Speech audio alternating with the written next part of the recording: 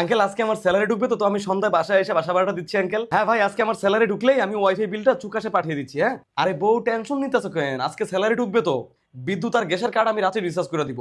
আর ময়লাওয়ালাকে বলবা যে কালকে সকালে এসে ময়লা বিল নিতে। ওকে, ওই মাসিক বাজারটা আমার একটা লিস্ট পাঠায় দাও, আমি আসার সময় আজকে বাজার নিয়ে আসবো। ওকে। কি লিমন ভাই ঘটনা শুনছেন? কি ঘটনা ভাই? স্যালারি তো আজকে ঢুকবো না ভাই। ঢুকবে না মানে? আরে ভাই গত মাসের মতো এই মাসও এই স্যার আর অ্যাকাউন্টস দুইজন অফিস থেকে আগামী 5 দিনের জন্য ছুটি নিছে ভাই। তাহলে আমাদের কি হবে? কি আর হবে, আগামী 5 দিন বাসা মালিক মুদির দোকানদার সবার চোখের সামনে থেকে চোরের মতো পালায় পালায় বেড়াইতে হইব ভাই। দাঁড়ান 1 মিনিট। হ্যাঁ লিমন সাহেব বলেন। স্যার আপনি আর অ্যাকাউন্টস কি আজকে ছুটিতে আছেন?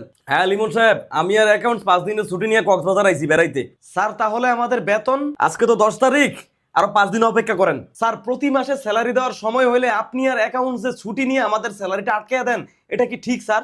আরে লিমন সাহেব 5 দিনই তো বাকি 5 দিন কি আমরা হাওয়া খায় আর বাসার মালিকের দোষণ খায় পয়সা থাকবো স্যার? আপনি এইভাবে কথা বলতেছেন কেন লিমন সাহেব? বাঙ্গির পুত তোর কপাল ভালো যে তুই এখন আমার সামনে নাই, বিশ্বাস কর রে।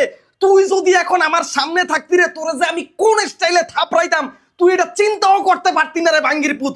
আজকে দুপুর 1টার মতো যদি আমাদের অ্যাকাউন্টে স্যালারি না ঢুকে রে, তাইলে দুপুর 1টা 2 থেকে অফিসের সকল এমপ্লয়ি তোদের দুইজনের চাকরিচ্যুত না করা অবধি অফিসে কোনো কাজ করবে না, কথাটা মাথায় রাখিস।